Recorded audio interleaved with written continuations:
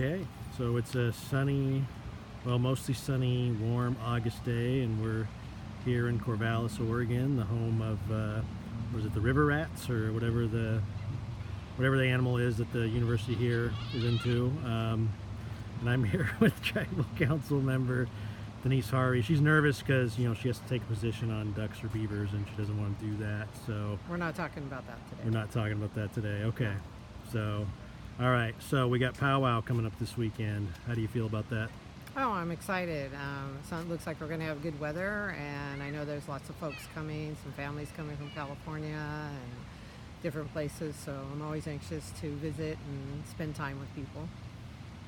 Well, how's the election been so far? Because if I'm not mistaken, I think we're a little bit more than halfway through it now, although it probably seems a lot longer, huh?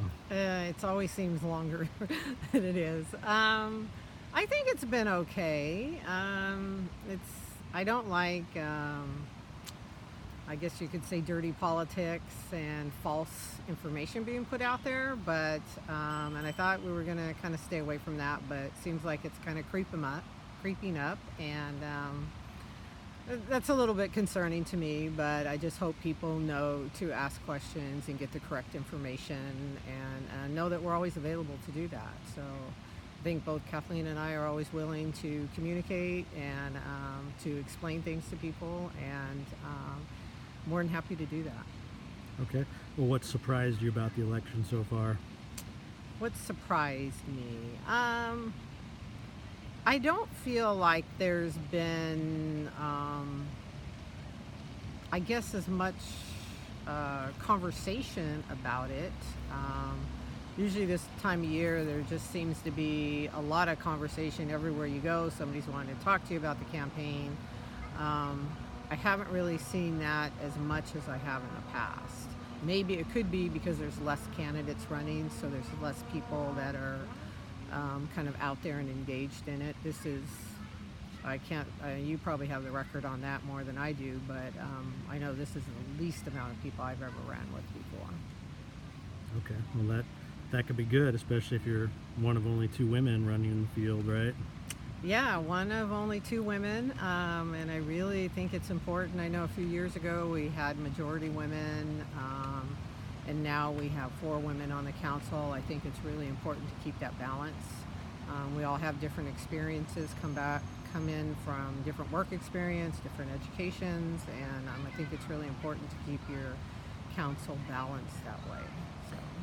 So you posted something online about your experiences growing up in Southern California as a single mother, and you talked about some of the services that you're hoping we can start offering some of our tribal members, and one of them was the small loans.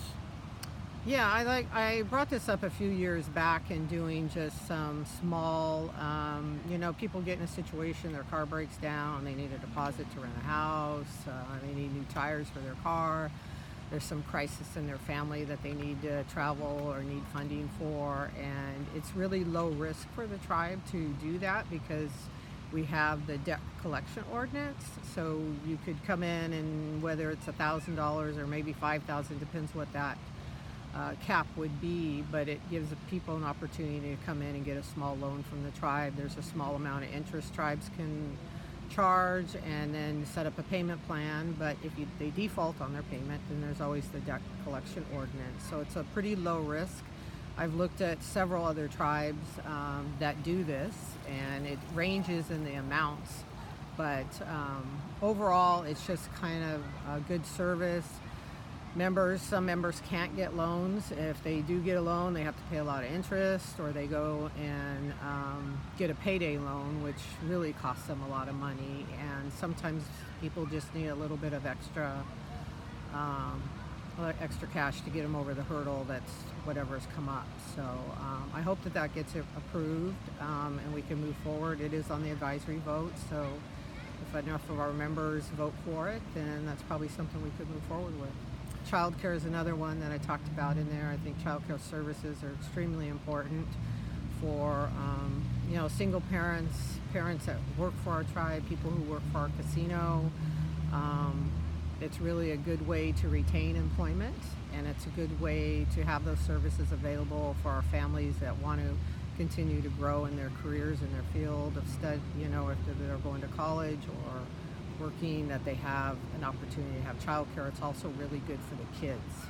I know I was at a NAFOA, which is the National Native American Finance Officers Association. Right, you kind of got me last time because I used the acronym.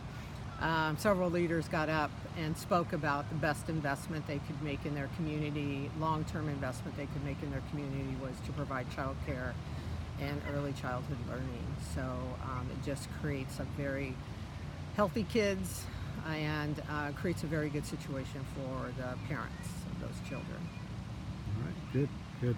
And you're heading out to New Mexico, Arizona this week, or Yeah. am I even close? So, New Mexico, I'll be between at the Tamaya Tribal Resort.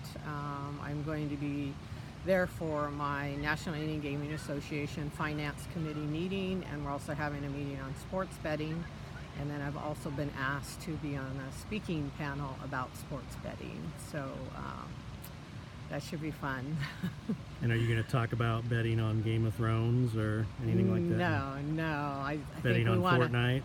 I think we want to talk about the inequities between the states doing sports betting and how that may potentially be affecting the tribes. Okay, well, so you got all the tribes' backs, right?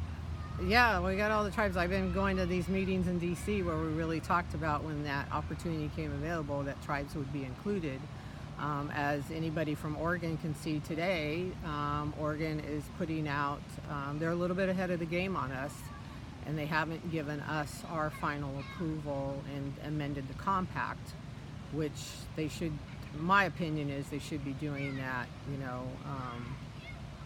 consecutively. If they're going to move forward, then they need to be able to change the language in our compact. I think currently right now there's 3 tribes in Oregon that are interested, but there needs to be an amendment to the compact in order for us to do that. All right, excellent. Well, we're at a little more than 7 minutes, so it goes pretty quick, so I'll let you go so you can go get ready for your trip tomorrow. Yep, got a few things I got to take care of. So don't forget to vote. We've got a few weeks left. Get those ballots in. Encourage all your family and friends to do the same, and good luck to all in the election.